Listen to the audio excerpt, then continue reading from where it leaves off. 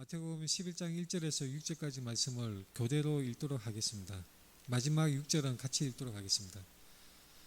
예수께서 12 제자에게 명하기를 마치시고 이에 그들의 여러 동네에서 가르치시며 전도하시려고 거기를 떠나 가시니라.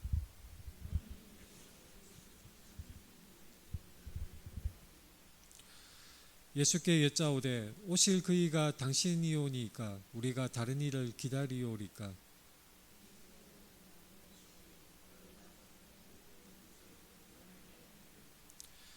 맹인이 보며 못 걷는 사람이 걸으며 나병 환자가 깨끗함을 받으며 못 듣는 자가 들으며 죽은 자가 살아나며 가난한 자에게 복음이 전파된다 하라. 같이 읽겠습니다.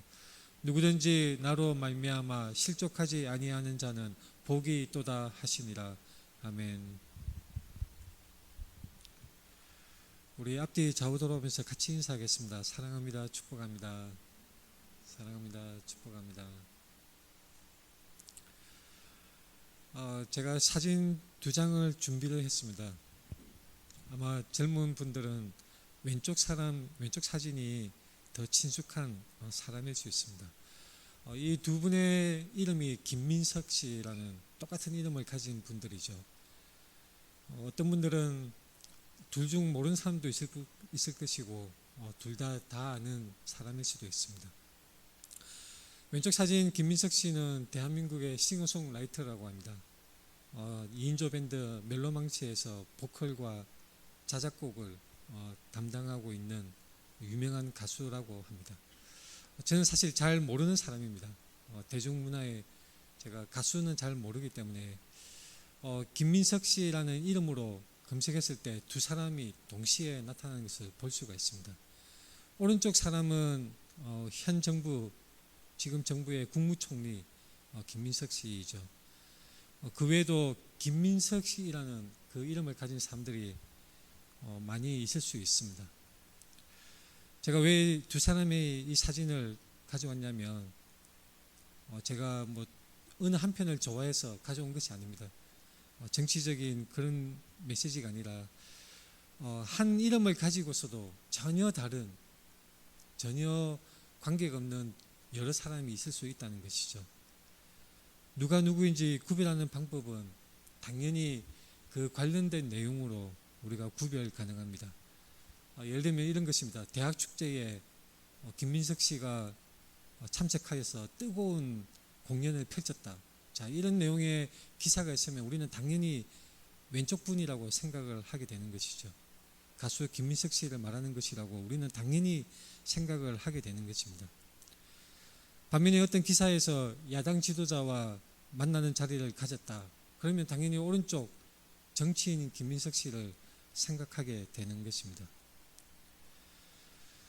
만약에 오늘날의 신문 기사가 이 타임캡슐에 보관이 되어서 500년 뒤에 또는 1000년 뒤에 후대 사람들이 그것을 열어봤을 때 헷갈려 할 수도 있습니다.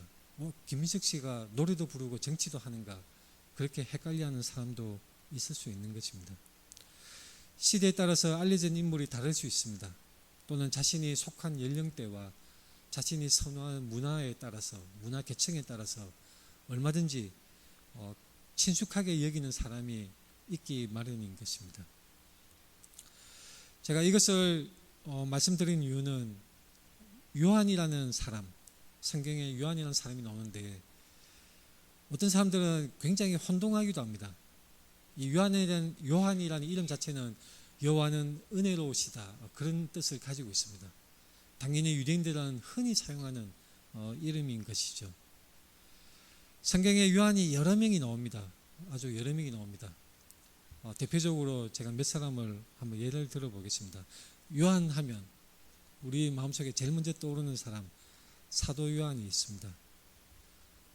예수님의 12제자 중에 한 사람으로 요한복음과 요한계시록을 기록한 사도 요한, 그 요한이 제일 먼저 우리 마음속에 떠오르는 것입니다. 또 요한하면 성경에 나오는 사람이 있습니다. 바로 베드로의 아버지 요한. 요한의 아들 시몬아, 내가 나를 사랑하느냐? 예수님이 디베라 호숫가에서 베드로에게 질문을 하시는 그 장면은 너무나 유명한 이야기입니다. 또 사도행전에 나오는 사람이 있죠. 마가라 불리는 요한이 있습니다. 바울과 바나바와 동역을 했던 이 마가라 불리는 요한. 바울과 바나바 정말로 신실한 하나님의 일꾼이면서 하나님의 그 복음을 널리 전하고자 애썼던 하나님의 사람 바울과 바나바였지만 이 마가라 불리는 요한 때문에 정말 엄청나게 싸우는 그런 일이 있었던 것이죠. 마가라 불리는 요한이 중간에 선교 사역지에서 이탈을 해버리는 바람에 바울은 다시는 이 사람을 데리고 다닐 수 없다. 그리고 이 바나바는 괜찮다. 다시 한번 기회를 주자. 그래서 서로 충돌하는 계기가 되었던 사람입니다. 나중에는 그 실패를 딛고 일어나서 훌륭한 복음 전도자로 그리고 전설에 의하면 마가복음을 기록한 사람으로 손꼽히는 사람입니다. 성경에 보면 또 다른 요한이 있습니다. 대제사장 가문의 요한. 사도행전 4장 6절에 나오는 대제사장 안나스와 가야바와 요한, 이 요한과 알렉산더와 및 대제사장의 문중이 다 참여했다는 그런 구절이 나옵니다. 대제사장 가문에 사람들이 당시에는 아마도 잘 알았을 것입니다. 대제사장 하면 사람들이 손꼽는 아주 유명인이었기 때문에 그 집안 누구누구인 것 정도는 알고 있으리라 추정이 됩니다. 여러 사람이 있겠지만 또 마지막으로 오늘 본문의 주인공 침례 요한이 있습니다. 성경에 이렇게 요한이 많이 나오기 때문에 요한 하면 초신자분들, 성경을 잘 모르는 분들은 이 요한이 저 요한인가 혼동하고 헷갈려하기 쉽습니다. 그러나 성경의 여러 가지 그 내용에 따라서 우리는 충분히 구별할 수가 있는 것이죠. 아까 예를 들었던 가수 김민석 씨와 정치인 김민석 씨 서로 너무나 다른 사람이기 때문에 이 성경에 나오는 요한도 확연히 구별이 될 수가 있는 것입니다. 요한이 여러 명이라는 사람을 처음 듣는 분도 아마 있을 것입니다. 우리가 성경을 가만히 읽을 때 이 중요한 사실 요한이 여러 명이다. 요한이 여러 명이고 오늘 본문 말씀은 바로 침례 요한에 관한 말씀이라는 것을 우리가 구별할 필요가 있습니다. 그런데 제가 꼭 지적하고 싶은 한 가지 꼭 말씀드리고 싶은 중요한 내용이 있습니다. 우리는 지금 이 시대에 살아가는데 성경을 읽으면 누가 가장 중요한 사람일 것 같습니까? 당연히 사도 요한이 손꼽히는 유명인이고 아마도 요한이라고 하면 사도 요한을 생각하는 그런 사람들이 대부분일 것입니다. 그러나 예수님 시대에 예수님이 십자가를 지시기 전에 그 지상에서 복음 전파의 그 사역을 행하실 때 그 당시에는 누가 가장 유명했던 사람일까요? 침례 요한이었습니다. 우리와 다른 상황이죠. 우리가 생각하는 유명인이 너무나 다른 것입니다. 왜냐하면 당대 침례 요한은 너무나 유명해서 온 땅의 사람들이 다 침례 요한에 대해서 얘기를 하고 혹시 침례 요한이 그리스도가 아닌가 생각하는 사람까지 있었던 것입니다. 성경에서는 우리가 흔히 읽는 성경에서 참고로 말씀드리자면 세례 요한이라고 나와 있죠. 세례 이렇게 표현되는데 우리 침례교에서는 침례라고 그렇게 읽습니다. 왜냐하면 그 해당하는 단어 헬라어 원어에서 베프티조 또는 베프티스마 그 말 자체가 물에 담근다는 원어적인 의미가 있습니다. 세례는 씻어낸다는 의미가 강한 말이죠. 그래서 원래의 정확한 번역은 세례보다는 침례가 정확한 말이기 때문에 우리 침례교에서는 세례라는 말 대신에 침례라는 말, 물에 잠근다는 그 원어적 의미를 살려서 침례라는 말을 사용하고 세례 요한 대신에 우리는 침례 요한이라고 읽고 있습니다. 대한성서공회에서 출판한 성경에는 세례 요한이라고 표현이 되어 있지만 우리 그 요단 출판사에서 침례교 출판사인 요단 출판사에서 출판한 성경에는 보다 정확한 번역으로 침례라는 말을 쓰고 있습니다. 제가 이런 말씀을 드리면 어떤 사람들은 침례교가 말씀을 함부로 바꾸네, 이렇게 잘못 생각하는 분들이 있습니다.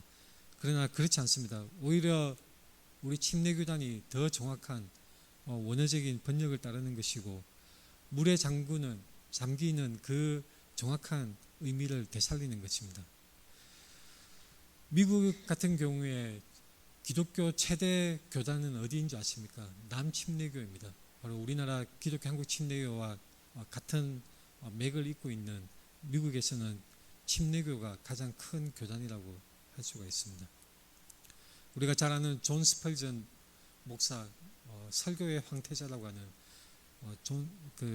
스펄전 목사님도 침례교 교단 소속이죠. 이 침례요한에 대해서 구약에서 이미 그 출현을 예언하고 있는 말씀이 있습니다.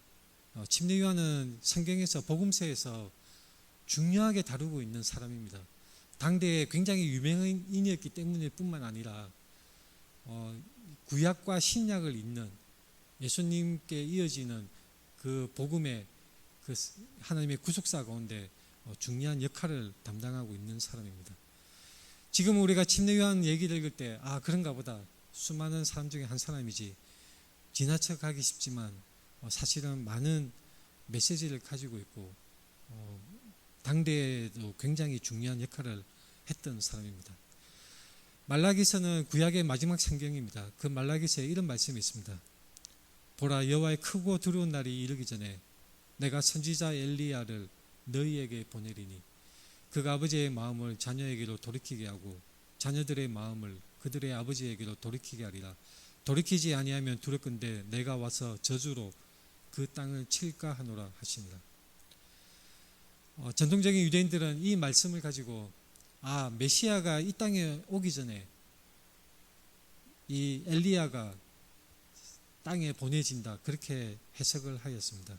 메시아가 오시기 전에 구약 말라기에서 선지자 엘리야가 보내진다고 예언된 것으로 이 유대인들은 이해를 하였던 것입니다. 그런데 문자적으로 이것을 해석할 때에 좀 어려움이 있는 것이죠. 어떻게 승천하였던 선지자 엘리야가 이 땅에 다시 올 수가 있을까? 사람들은 궁금해하고 해석의 어려움을 겪었습니다. 그런데 유대인들은 이 신약을 인정하지 않기 때문에 반쪽짜리 복음을 가지고 있는 셈이죠. 구약 말씀만 가지고는 온전히 해석을 할 수가 없습니다. 누가복음 1장 13절에 이 구약의 말라기 말씀이 비로소 어떤 말씀인지 정확하게 우리가 그 의미를 온전하게 해석할 수가 있습니다. 이 침례요한의 탄생에 관련해서 천사가 나타나서 사가랴에게 말을 하는 장면입니다. 누가복음 1장 13절 17절에 이런 말씀이 있습니다. 그가 또 엘리야의 심령과 능력으로 주 앞에 먼저 와서 아버지의 마음을 자식에게 거스르는 자를 의인의 슬기에 돌아오게 하고 주를 위하여 세우는 백성을 준비하리라. 이 말라기 예언의 말씀에 대응되는 누가복음의 그 해석이 나타나 있는 것입니다. 사람들은 엘리야의 심령과 능력으로 침례요한이 왔다는 것을 잘 이해하지를 못했습니다. 말하자면 엘리야의 그 자격, 엘리야의 그 사역의 성격을 가지고, 그리고 백성을 사랑하는 그 엘리야의 마음을 가지고 하나님이 보내셔서 이 침례요한이 그러한 사역, 그러한 심정으로 사람들에게 복음을 전하고 백성들을 준비시켰다는 것을 우리가 이 누가복음 1장 말씀에서 분명하게 알 수가 있는 것입니다. 유대인들은 잘 이해를 하지 못하였습니다.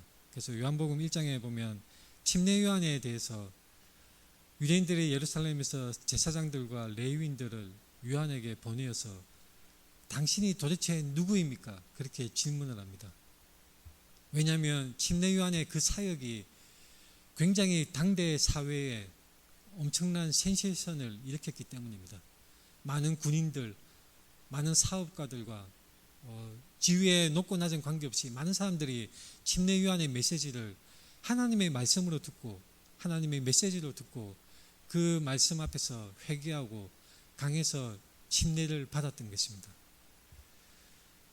그래서 율법에 정통한 사람들이 침례요한의 정체를 궁금해했습니다. 도대체 이 사람이 누군가? 그래서 숨기지 말고 드러내어 말을 해달라. 당신이 도대체 누구입니까? 그때 침례요한의 대답이 나는 그리스도가 아니라, 그렇게 대답을 합니다. 그럴 때 이 사람들이 또 질문을 던지는 게 의미심장하죠. 그러면 당신이 엘리야입니까? 당신이 엘리야입니까? 근데 이 사람들은 엘리야라고 했을 때, 엘리야 그 사람의 정체성을 가지고 있는 사람인가? 그 사람의 영혼을 가지고 있는 사람인가? 혼동을 하였던 것입니다. 침례요한은 그 질문에 당연히 엘리야가 아니라고 합니다. 엘리야가 아니지만 엘리야의 사역의 성격과 그 심정을 가지고 말라기 말씀대로 보내심을 받은 사람이지만, 유대인들의 질문에 이 침례요한은 엘리야가 아니라고 합니다. 왜냐하면 침례요한 자신이 엘리야가 아닌 것은 당연한 것이죠. 그래서 이 질문한 사람들이 도대체 당신은 누구입니까? 물었을 때 선지자 이사야의 말과 같이 주의 길을 곱게 하려고 광야에서 외치는 자의 소리라고 자신을 정의를 내리는 것을 볼 수가 있습니다. 광야에서 외치는 자의 소리, 자신을 철저히 비우고 자신이 드러나게 할 수도 있지만, 만약에 침례요한이 다른 마음을 품었다면 내가 그리스도, 내가 메시아입니다, 이렇게 대답을 해서 사람들의 인기를 독차지하고 주목을 더 받을 수 있었겠지만, 침례요한은 자신을 철저히 비우고 나는 광야에서 외치는 소리입니다라고 대답을 했던 것입니다. 그리고 침례요한이 이어서 분명하게 드러냅니다. 나는 물로 침례를 베풀거니와 너희 가운데 너희가 알지 못하는 한 사람이 섰으니 곧 내 뒤에 오시는 그이라. 나는 그의 신발끈을 풀기도 감당하지 못하겠노라. 바로 자신이 아니라 자신이 말고 다른 사람, 그 메시아로 오신 예수 그리스도를 증거하고 있는 것입니다. 그 이튿날에 이 침례요한은 예수님이 자신에게 나오는 것을 보고 아주 유명한 말을 합니다. 보라, 세상 죄를 지고 가는 하나님의 어린 양이로다. 바로 이 세상 죄를 대속하시는 메시아이신 예수 그리스도를 증거하는 선명한 메시지를 던졌던 것입니다. 사람들은 메시아를 고대하였습니다. 왜냐하면 당시의 사람들은 이 로마 제국의 식민지로 살아가면서 수많은 서름을 당하고 핍박을 당하였습니다. 제대로 이 자치적인 그런 것을 누리지 못하고 로마 제국의 세금을 바치면서 간섭을 받으면서 여러 가지 식민지 삶을 살면서 사람들은 메시아를 갈망하였습니다. 그런데 이 사람들이 기대했던 것은 메시아가 강력한 군사력과 통치로 다른 이방 국가를 쳐부수는 메시아였습니다. 왜 사람들은 그렇게 메시아를 기대했을까요? 충분히 이유가 있습니다. 시편 2장 9절에는 이런 말씀이 있죠. 내가 철장으로 그들을 깨뜨리며 질그릇같이 부수리라. 메시아에 관한 이 예언의 말씀에 그들을 깨뜨리고 질그릇같이 부수리라, 그렇게 말씀이 있습니다. 다니엘서 2장에서는 이런 말씀이 있습니다. 이 모든 나라를 쳐서 멸망시키고 영원히 설 것이라. 민수기 24장에 이런 말씀이 있습니다. 이쪽에서 저쪽까지 쳐서 무찌르고 또 세세의 자식들을 다 멸하리로다. 말하자면 구약의 예언의 곳곳에서 메시아에 관한 예언의 말씀 중에 깨뜨리고 부수고 쳐서 멸망시키고 무찌르고 멸하리로다, 이런 말씀이 곳곳에 있는 것입니다. 만약에 유대인이라면, 우리가 유대인이라면 당연히 메시아는 유대 민족을 세상에서 우뚝 서게 하기 위해서 다른 이방 국가들을 깡그리 무찌르고 멸망시키는 그런 군사력이 강하고 정치적인 해방을 시키는 그런 힘센 파워를 가진 메시아라고 생각을 했을 것입니다. 충분히 성경적인 이 이유가 있는 메시아 그런 이미지이죠. 다윗처럼 군사적으로 승리하는 사람이고, 메시아는 자신의 유대 민족을 해방시키는, 민족적으로 해방시키는, 정치적으로 군사적으로 해방시키는 그런 강대한 그 통치권자 메시아를 생각을 하였던 것입니다. 유대인들은 지금도 예수 그리스도를 메시아로 인정하지 않습니다. 유대인들은 자신들의 국가를 정치적으로 군사적으로 승리하게 할 힘센 마치 초인적인 힘으로 때려 부수는 그런 메시아를 지금도 기다리고 있습니다. 그러나 사람들은 그런 메시아를 기대하였지만 성경의 구약 성경을 가만히 보면 메시아에 관한 내용이 그런 것만 있는 것이 아닙니다. 우리가 잘 알다시피 이사야서 53장에서는 고난받는 종으로 메시아의 모습이 그려지고 있습니다. 힘이 아니라 고난과 희생으로 구원을 이루시는 그 메시아의 모습이 이사야서 53장에 선명하게 기록되어져 있습니다. 스가랴서 9장 9절은 또한 어떻습니까? 사람들이 흔히 생각하는 군사적 파워를 가진 그런 통치권자, 정치적 패권을 가진 사람, 그런 메시아가 아니라 스가랴서 9장 9절에는 이렇게 기록합니다. 시온에 따라 크게 기뻐할지어다. 예루살렘에 따라 즐거이 부를지어다. 보라, 내 왕이 내게 임하시나니 그는 공의로우시며 구원을 베푸시며 겸손하여서 나귀를 타시나니 나귀의 작은 것 곧 나귀의 새끼니라. 유대인들은 이 구절을 해석하는데 굉장히 어려움을 겪었습니다. 어떻게 메시아가 나귀 새끼를 탈까? 왜 겸손을 할까? 오히려 힘을 내세우고 패권을 가지고 마치 폭탄으로 적의 그 영토를 폭격을 퍼붓듯이 힘으로 쓸어버리는 그런 힘센 메시아, 그런 메시아 상만 생각하고 기대했는데 스가랴 9장 9절에서는 겸손한 메시아, 나귀의 새끼를 타시는 메시아. 이것은 복음서에 보면 예수님이 나귀 새끼를 타고 예루살렘에 입성하시는 장면에서 그대로 실현된 것을 우리가 볼 수가 있습니다. 이사야서 49장 6절에서는 이런 말씀이 있습니다. 그가 이르시되 내가 나의 종이 되어 야곱의 지파들을 일으키며 이스라엘 중에 보존된 자를 돌아오게 할 것은 매우 쉬운 일이라. 내가 또 너를 이방의 빛으로 삼아 나의 구원을 베풀어서 땅 끝까지 이르게 하리라. 이 메시아의 이미지는 구원을 베푸시는 선한 이미지, 은혜를 베푸시는 이미지로 이사야서 49장에서는 그리고 있습니다.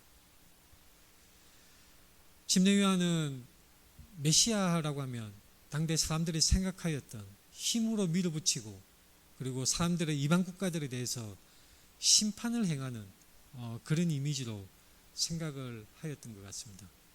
도끼가 이미 나무 뿌리에 놓였다. 임박한 심판의 메시지를 이 침례요한은 전하였던 것입니다. 침례요한이 예수 그리스도를 어떻게 평가하였을까요? 침례요한은 성령 충만했을 때 요한복음 1장 말씀처럼 또 이튿날 요한이 자기 제자 중 두 사람과 함께 섰다가 예수께서 거니심을 보고 말하되 보라 하나님의 어린 양이로다. 이렇게 분명하게 메시아의 바른 모습으로 이 메시지를 전한 적이 있습니다. 요한복음 3장에서도 또한 비슷한 내용이 있습니다. 내가 말한 바 나는 그리스도가 아니요 그의 앞에 보내심을 받은 자라고 한 것을 증언할 자는 너희니라. 신부를 취한 자는 신랑이나 서서 신랑의 음성을 듣는 친구가 크게 기뻐하나니 나는 이러한 기쁨으로 충만하였노라. 그는 흥하여야 하겠고 나는 쇠하여야 하리라. 너무나 아주 중요한 말씀이죠. 당시에는 침례요한이 훨씬 더 세력이 많았습니다. 훨씬 더 대중의 인기를 끌었습니다. 많은 사람들이 침례요한에게 와서 침례요한의 메시지에 귀를 기울이던 그때였습니다. 그러나 침례요한은 겸손히 그는 흥하여야 하겠고 예수님은 더욱더 많은 사람들이 그에게로 이끌림을 받을 것이고 자기는 쇠하여질 것을 이 침례요한은 분명히 말을 하였던 것입니다. 침례요한은 예수님에 대한 분명한 예수님의 정체성을 알고 있었습니다. 자, 그런데 이제 침례요한이 감옥에 갇히게 되었죠. 침례요한은 거침없는 사람이었습니다. 자랄 때는 광야에서 이 사막에서 그 꿀을 먹으며 살았고 세상의 그 문화에 동화되지 않고 자신을 분리하여서 그렇게 훈련받으며 광야에서 지냈던 사람입니다. 세상에 들어와서는 이제 거침없이 당대 권력자 분봉한 헤롯 안디바에게 거침없이 비판의 발언도 서슴지 않았던 침례 요한이었습니다. 당시 헤롯 안디바는 그 자신의 동생 빌립의 아내 헤로디아를 빼앗아서 자신의 아내로 삼았던 일이 있었습니다. 침례 요한은 그것에 대해서 부도덕한 일이라고 아주 용감하게 비판을 하였습니다. 그래서 헤롯의 그 미움을 사서 감옥에 갇히고 말았던 것이죠. 나중에 침례 요한은 어떻게 됩니까? 우리가 잘 알다시피 이 헤로디아의 딸의 그 춤에 반해서 약속을 함에 의해서 결국 이 침례 요한은 목이 잘리고 말았습니다. 참수형을 당하고 말았던 것이죠. 침례 요한은 감옥에 갇혔습니다. 감옥에 갇혀서 당시 그에게는 많은 제자들이 있었는데 제자들이 전해주는 예수 그리스도에 관한 소식을 듣게 됩니다. 근데 침례 요한이 생각했던 메시아, 근데 예수님이 행하시는 이 사역에 관한 소문들과 제자들이 알려주는 그 여러 가지 사건들에 대한 이야기를 들으면서 침례 요한은 질문이 생겼던 것입니다. 침례 요한의 질문이 생겼습니다. 그리스도께서 하신 일을 듣고 결국은 제자들을 예수님께 보내어서 물어보게 됩니다. 오실 그이가 당신이 오니까 우리가 다른 일을 기다리오리까? 침례 요한이 예수 그리스도에 대한 확신이 흔들렸을까요? 예수님이 메시아라는 것을 침례 요한이 감옥에 갇혔을 때에 그 확신이 흔들리게 되었을까요? 여러분들은 어떻게 생각하십니까? 종교개혁자로 유명한 존 칼빈은 침례 요한이 흔들리지 않았다. 단지 그는 자기의 제자들의 신앙의 그 확신을 위해서 제자들을 예수님께 보내서 질문을 하였다라고 그렇게 해석을 합니다. 그러나 현대의 많은 신학자들은 아니다.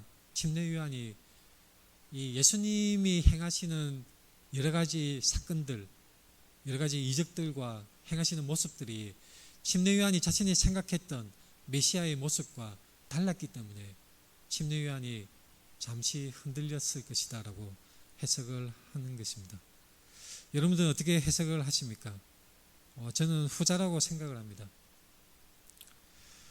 성경은 침례 요한의 이 질문이 침례 요한이 배도를 하였거나 믿음을 버렸거나 예수님을 이제 믿지 않게 되었다 그렇게 말씀하시지 않습니다.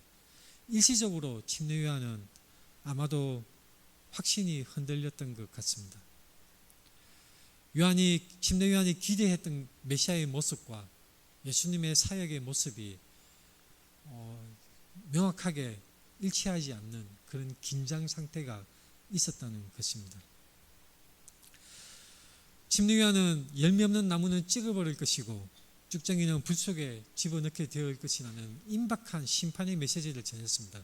침례 요한이 기대했던 메시아의 모습은 바로 심판하는 메시아이고 그리고 적국 로마 제국이든지 이스라엘을 괴롭히는 다른 국가들을 깡그리 무찌르는 그런 물리적이고 눈에 보이는 그런 해방을 원했던 것 같습니다. 그런데 예수님은 어떻습니까? 군사적인 해방, 정치적인 해방에는 관심이 없는 것처럼 보입니다. 오히려 가난한 사람들에게 복음을 전파하고 병든 사람들을 낫게 하면서 조용히 복음의 말씀만을 전하였던 것입니다. 침례 요한의 생각과는 차이가 있었던 것이죠. 왜 침례 요한이 흔들렸을까요? 저는 충분히 이해할 수 있다 생각합니다. 감옥에 있으면 누구든지 약해지기 마련입니다. 메시아 예수 그리스도가 많은 기적을 보이셨지만 정작 로마의 그 식민 통치, 유대를 압박하는 그 로마 제국에 대해서는 아무런 정치적인 메시지를 던지지 않습니다. 심지어는 세금도 가이사의 것은 가이사에게, 하나님의 것은 하나님에게 바치라는 식으로 이원화해서 말씀을 하시면서 동시에 이 땅에서의 삶 속에서의 하나님 나라의 백성으로서의 삶의 중요성을 또한 강조를 하셨던 것이죠. 침례 요한이 기대했던 것은 로마 제국을 무찌르고 힘을 보여주는 그런 것이었습니다. 무엇보다 자기 자신이 지금 헤롯 안디바의 탄압을 받아서 감옥에 갇혀 있습니다. 언제 처형을 당해도 이상하지 않을 절박한 자신의 처지에 왜 메시아이신 예수 그리스도, 하나님의 그 권능을 가지신 메시아 예수 그리스도가 왜 자신에 대해서는 침묵하고 계실까? 왜 나에게 하나님의 권능을 행사하시지 않는가? 왜 나를 옥에서 풀어주시지 않는가? 의문이 생길 수밖에 없는 것이죠. 이런 점에서 볼 때 침례 요한은 감옥에 갇힌 그 상황은 그 사람만이 갇힌 것이 아닙니다. 우리도 마찬가지죠. 우리가 처해 있는 상황, 우리가 믿음의 발걸음을 걸으면서도 우리가 원하는 때에, 원하는 타이밍에, 원하는 모습으로 하나님이 왜 역사해 주시지 않는가? 내가 지금 경제적으로 너무나 쪼들리고 너무나 지금 절박한 상황에 우리 가족에 너무나 큰 문제가 있는데 왜 하나님은 역사해 주시지 않는가? 왜 건져 주시지 않는가? 전능하신 하나님이시면서 내가 이렇게 간절히 기도하고 애타게 하나님을 부르는데 왜 하나님은 지금 이 타이밍에 내가 울부짖을 때에 왜 나를 건져 주시지 않는가? 사람은 저마다 자신의 감옥에 있기 마련입니다. 자신의 뜻대로 풀리지 않는 것, 바로 감옥에 있는 것과 같습니다. 질병에 걸릴 수도 있고 사업이 어려워질 수도 있고 여러 가지 제약 상황이 생길 때에 마치 악이 승리하는 것처럼 오히려 하나님을 믿지 않고 하나님을 반대하고 무시하고 하나님과 상관없이 산 사람이 더 승승장구하고 건강하게 잘 살아가는 모습을 보면서 왜 나는 이럴까? 그렇게 생각이 들기 마련인 것입니다. 침례 요한이나 우리나 정말 처지가 비슷합니다. 악이 승리하는 것처럼 보입니다. 하나님은 침묵하시는 것처럼 보입니다. 하나님은 오히려 엉뚱한 곳에서 사역을 하시는 것처럼 보입니다. 예수님이 엉뚱한 곳에서 엉뚱한 사람들에게 병을 치료하시고 세리와 창기들과 식사를 하시고 교제를 하시는 모습을 보면서 침례 요한의 마음속에 의문이 들었던 것입니다. 질문이 생기는 것입니다. 우리에게도 질문이 생길 수 있습니다. 하나님의 역사심이 왜 나에게 나타나지 않을까? 그가 침례 요한이 약해져서 흔들린 것은 그에게만 일어나는 일이 아닙니다. 우리도 충분히 그럴 수가 있는 것이죠. 근데 중요한 것은 이것입니다. 침례 요한에 대한 예수님의 대답은 어떠했습니까? 예수님은 충분히 다르게 오늘 성경 본문에 나와 있는 답변과 달리 충분히 다르게 대답하실 수 있었죠. 야, 나야 나. 네가 나를 하나님의 어린 양이라고 했잖아. 이미 네가 말한 대로야. 내가 그리스도야. 내가 메시아야. 예수님은 이렇게 대답할 수도 있었습니다. 나는 그리스도야. 나는 메시아야. 그렇게 충분히 예수님은 대답할 수 있었지만 예수님은 더 의미심장한 대답을 하십니다. 오늘 본문에 이 말씀을 하시죠. 예수께서 대답하여 이르시되 너희가 가서 듣고 보는 것을 요한에게 알리되 맹인이 보며 못 걷는 사람이 걸으며 나병 환자가 깨끗함을 받으며 못 듣는 자가 들으며 죽은 자가 살아나며 가난한 자에게 복음이 전파된다 하라. 예수님의 이 말씀은, 이 대답은 너무나 중요한 말씀입니다. 이것은 예수님이 그냥 자신의 기적을 설명하는 말씀이 아닙니다. 이것은 철저하게 구약 성경의 배경을 가지고 있는 대답인 것이죠. 이사야서 35장에 이런 말씀이 있습니다. 그때에 맹인의 눈이 밝을 것이며 못 듣는 사람의 귀가 열릴 것이며 그때에 저는 자는 사슴같이 뛸 것이며 말 못하는 자의 혀는 노래하리니 이는 광야에서 물이 솟겠고 사막에서 시내가 흐를 것입니다. 이사야서 42장에 이런 말씀입니다. 나 여호와가 이로 너를 불렀은즉 내가 내 손을 잡아 너를 보호하며 너를 세워 백성의 언약과 이방의 빛이 되게 하리니 내가 눈먼 자들의 눈을 밝히며 갇힌 자를 감옥에서 이끌어내며 흑암에 앉은 자를 감방에서 나오게 하리라. 예수님은 이사야서에 예언된 그 말씀을 인용하시면서 자신의 사역이 그 이사야서가 예언되었던 그 사역과 일치하는 것을 분명히 말씀하고 있습니다.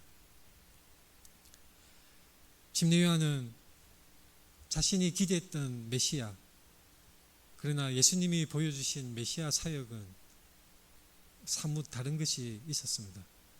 왜 그렇게 달랐을까요? 사람들의 기대와 달랐습니다. 당시 사람들이 구약 성경의 메시아의 모습 중에 고난받고 그 순종함으로 주의 종으로서 겸손하고 그런 평화로서 구원을 이루시는 메시아의 모습을 사람들은 그 말씀은 외면하고 자신의 마음에 드는 힘으로 때려부수는 심판자로서의 메시아 모습을 고대하고 있었던 것입니다. 예수 그리스도는 사람들의 기대와 다릅니다. 예수 그리스도는 거치는 돌입니다. 세상의 권력과 마귀의 권세를 깨뜨리는 돌입니다. 그리스도는 심지어 예수 그리스도는 우리의 상식과 기대에 일치하지 않고 우리의 고정된 관념을 부딪혀서 깨뜨릴 수도 있습니다. 우리가 원하는 대로, 우리가 기대한 대로 예수님은 행하시는 것이 아니라 우리의 기대와는 달리 그것을 깨뜨리시고 더 초월하고 더 확장되고 깊은 하나님의 뜻대로 행하시는 예수님의 사역이고 예수님의 정체성인 것입니다.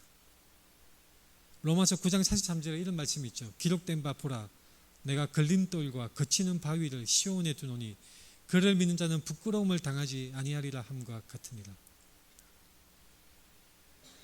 침례 요한의 기대가 예수님의 메시아 사역과 어긋난 이유, 크게 두 가지를 생각해 볼 수가 있습니다.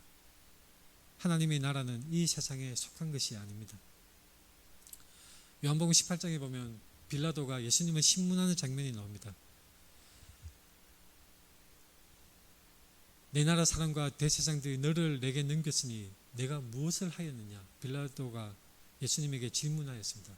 예수님께서 어떻게 대답하시냐면 내 나라는 이 세상에 속한 것이 아니니라.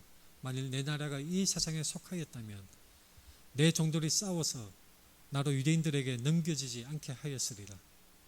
이제 내 나라는 여기에 속한 것이 아니니라. 그렇게 예수님은 대답하셨던 것입니다. 하나님의 나라는 이 세상에 속한 것이 아닙니다. 하나님의 나라는 이 세상에 속한 것이 아니기에 세상의 규칙에 얽매이지 않습니다. 하나님의 나라는 이 세상의 규칙에 제한되지 않습니다. 또 한 가지 큰 이유는 이것입니다. 예수 그리스도의 십자가 죽음과 부활은 사람들을 구원하시기 위해서였습니다. 예수 그리스도의 그 지상에서 예수님이 행하셨던 그 사역은 십자가 죽음과 부활은 사람들을 구원하시기 위해서였습니다. 침례 요한은 이 메시아가 심판주로서 도끼로 마치 나무를 찍어버리듯이 불에 쭉정이를 집어넣듯이 심판주로 행하실 것을 기대하였지만 예수 그리스도는 십자가 사역, 바로 사람들을 구원하시기 위해서 겸손한 종의 모습으로 순종하신 사역을 하셨습니다. 여기서 어긋나게 되었던 것이죠. 침례 요한의 기대와 어긋났던 것입니다. 그러나 우리는 분명히 알고 있습니다. 침례 요한이 기대하였던 모습은 예수 그리스도의 그 사역의 일부분에 불과합니다. 언젠가 마지막 날에 재림하시는 예수 그리스도는 침례 요한이 생각하였던 그 심판주로서 분명하게 예수 그리스도는 오실 것입니다. 예수 그리스도는 십자가 사역은 평화로서 구원의 겸손한 모습으로 십자가 사역을 행하였으나 마지막 날에 재림하실 때에는 준엄한 심판주로서 다시 오실 것입니다. 우리는 이 두 가지를 놓치면 안 됩니다. 예수님이 어떤 분이십니까? 이 사도행전 10장에 분명하게 말씀하고 있습니다. 우리에게 명하사 백성에게 전도하되 하나님이 살아있는 자와 죽은 자의 재판장으로 정하신 자가 곧 이 사람인 것을 증언하게 하셨고 그에 대하여 모든 신자도 증언하되 그를 믿는 사람들이 다 그의 이름을 힘입어 죄사함을 받는다 하였느니라. 오늘 본 말씀 마지막이 무엇입니까? 누구든지 나로 말미암아 실족하지 않은 자는 복이 있도다. 이 말씀은 침례 요한에게 그에게만 하신 말씀이 아니라 이 말씀을 읽는 우리 모두에게 적용되는 말씀입니다. 예수님의 말씀은 이 침례 요한이 원래 질문으로 하셨던 그 대답일 뿐만 아니라 이 성경 말씀을 읽는 지금 현대를 살아가는 우리에게도 이 침례 요한의 질문에 대답할 것을 생각하게 합니다. 예수님이 행하시는 일이 자기가 기대한 것과 다르다는 이유로 예수님이 거치는 돌이 되어서 걸려 넘어지고 예수님을 받아들이지 못한다면 너무나 불행한 사람이 되고 마는 것입니다. 예수 그리스도에 대한 믿음을 지키셔야 합니다. 포기하지 않고 우리의 기대와 다른 예수님의 모습, 우리의 기대와 다른 하나님의 역사하심, 그럼에도 불구하고 우리는 그리스도를 붙들고 있어야 합니다. 하나님의 심판, 하나님의 역사하심, 내 삶 속에서 하나님의 역사하심이 나타날지라도 그리고 반대로 나타나지 않을지라도 하나님은 그 크신 그분의 뜻에 따라서 결국은 그분의 영광을 드러내실 것입니다. 우리의 삶 속에서 나타나지 않을 수도 있습니다. 해방이 나타나지 않을 수도 있습니다. 그러나 보다 근본적인 해방, 바로 죄에서 해방이 되는 것, 그의 이름을 힘입어 죄사함을 받는 것, 이것이 가장 근본적인 문제 해결이고 가장 중요한 부분인 것입니다. 우리는 어떻게 해야 합니까? 그리스도를 끝까지 우리 삶 속에서 결코 놓지 아니하고 끝까지 붙드는 믿음의 사람이 되어야 하겠습니다. 기도하겠습니다.